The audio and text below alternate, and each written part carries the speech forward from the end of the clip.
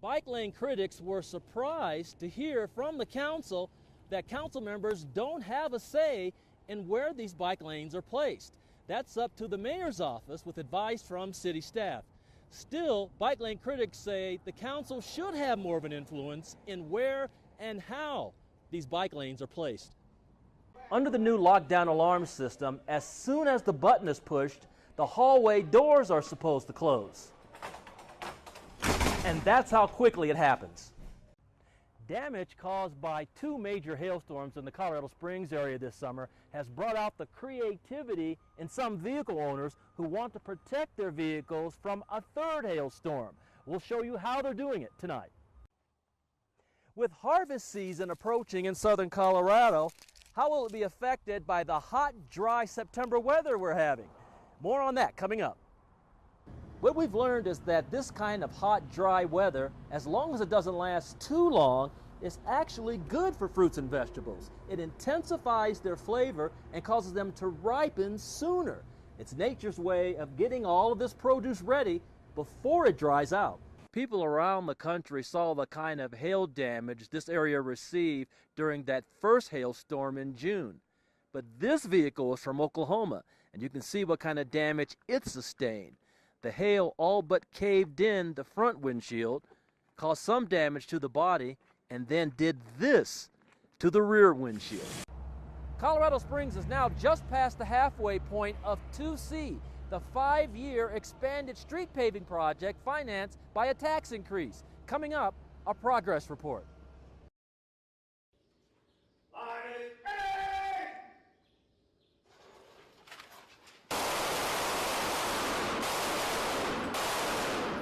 Even a cloud of moths doesn't affect these trainees determined to protect their schools and students. Get down! Get down! Get down! Get down! Get down! This is the 2nd year for the training. You're seeing more school personnel, mostly from rural districts where help takes longer to arrive. They went to Adams County to get the best instruction from current law enforcement officers. Sometimes you can almost see the look on their face. They're kind of having to come to terms with it internally, whether they could have to shoot another human being, and understandably so. Trainers say arming teachers in the classroom is a huge safety improvement because in the average school shooting, 8 people die in 2 minutes or less. That's faster than even some school resource officers on campus could respond. Part of that shooter scenario training is new this year, and it's right here. It's the use of force simulator for the Adams County Sheriff's Office.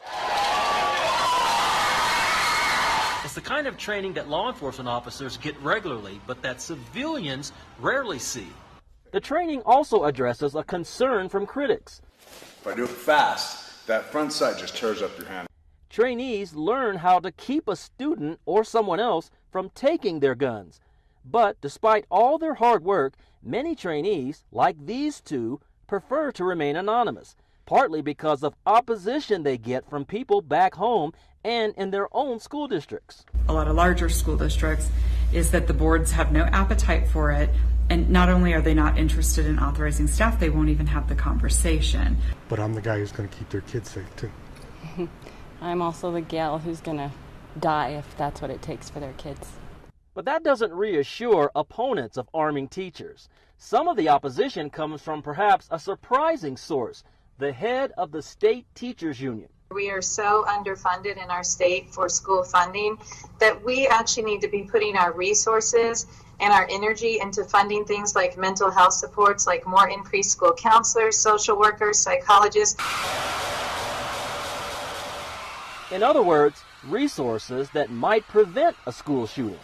Public opinion about arming teachers remains divided. I think more guns are not the answer. It takes 1 bullet to kill someone, and having a bunch of those, I don't think is right. I know lots of people don't like guns, but I mean, bad guys do, and bad guys are always going to have them, so why not let the good guys have them? There should be some type of a metal detector before you even get in the school. I know it's kind of a hassle as a deterrent for guns not even being able to get in the school. But school shootings are a sign of the dangerous times we live in.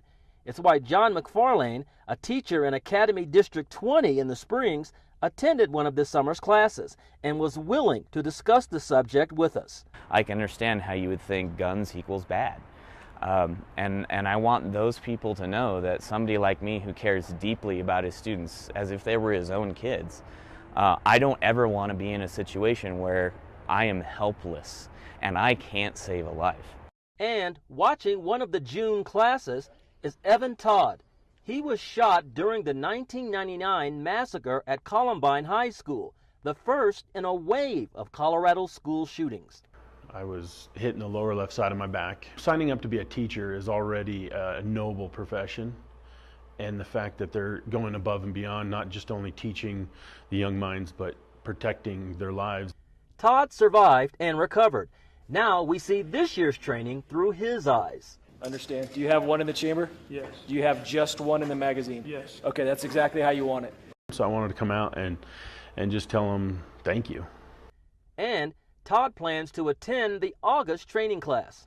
I have a 4.5-month-old son. My goal is that by the time he is in school, our nation's children, not only here in Colorado, but across the country, have a level of protection and security that they should have.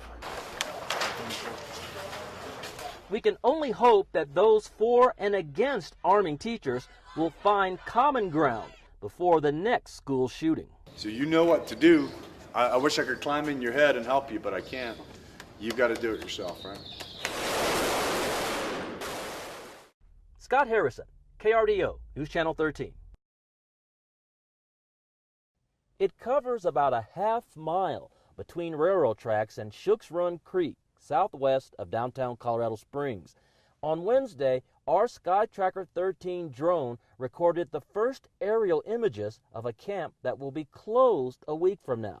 If you live in an area that doesn't provide clean water and sewage system, eventually you're going to get sick.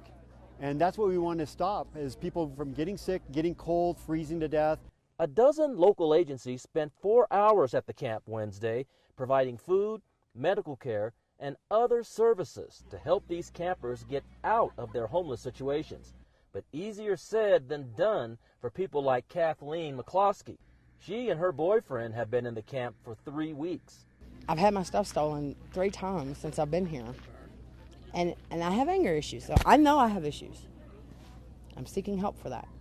Police say the next stop for the campers at this location probably will be a camp near I-25 and South Nevada Avenue.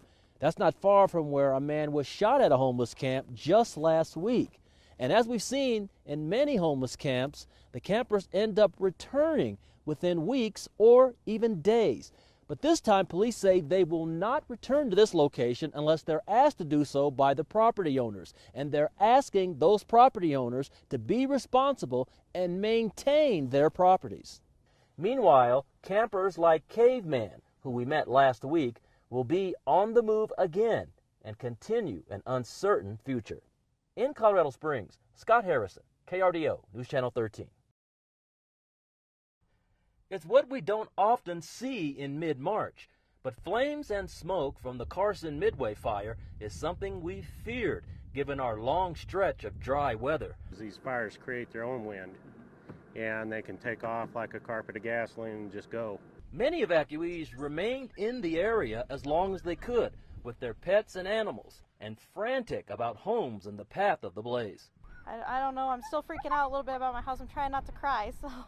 Charity Johnson was among those watching and nervously waiting. We were in town at Fountain meeting my husband's parents, so then we came back as soon as they told us it's mandatory evacuation. It was the second straight day of a wildfire for the neighborhood, and for this family, the emotion was overwhelming. It's my parents' house. We've been out here for years, and see this happening, it's home, and we may lose it. Fire crews rushed in, trying to minimize damage. In addition to the strong winds and dry conditions, Firefighters also had to deal with a large amount of fire fuels, brush, grasses, and tumbleweeds like this that have been accumulating for years because this area has not had a wildfire for quite some time. But as the sun set on Friday, everyone here hoped the worst was over. In Midway, Scott Harrison, KRDO News Channel 13. Highway 24 and Ute Pass connect El Paso County with Teller County, and on a snowy day like today, anything can happen. Dozens of drivers learned that the hard way.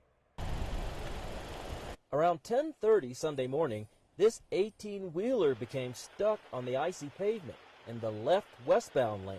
They never taught me this in school, so. Blaine Allen was delivering to local Wendy's restaurants when he got his first taste of winter driving. Just kind of nervous, I guess. Just right over here coming up, I felt the tires spin a little bit, and I was like, I'm going to have to pull over and chain up.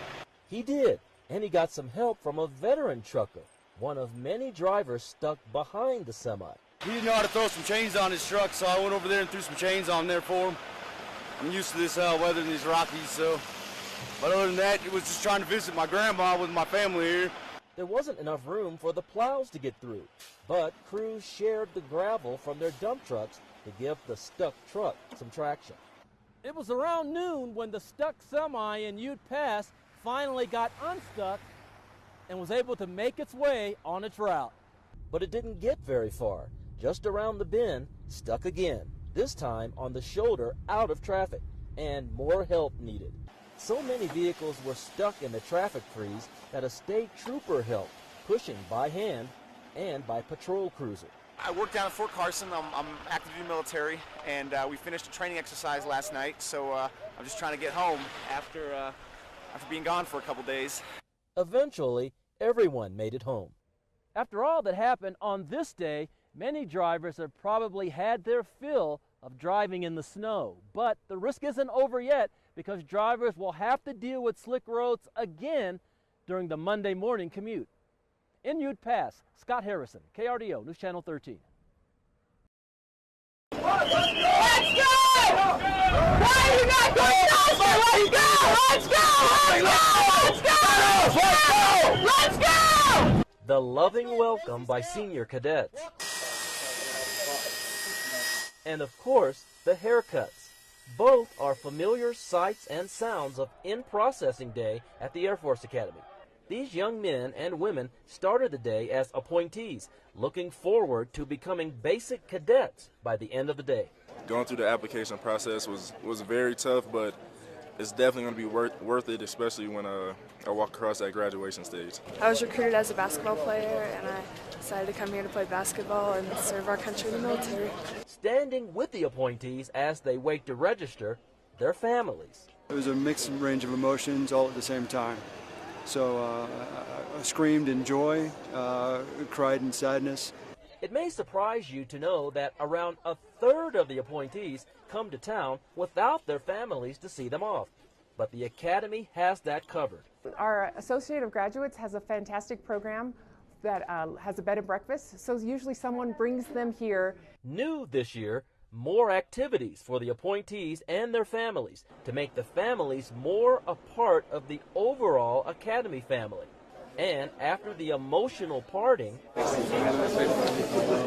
it's on to registration. All of this happens before 7:30 in the morning. Next, that eye-opening bus ride with senior cadets. And there's no break yet. Still more dressing down after the bus ride, before supplies are handed out. And when it comes to those iconic haircuts like this one, the process is quite different depending on whether you're a man or a woman. For women, the emphasis is more on styling than trimming. The process starts again, as it has since 1960, and will continue after these appointees, now basic cadets, are long gone. At the Air Force Academy, Scott Harrison, KRDO News Channel 13.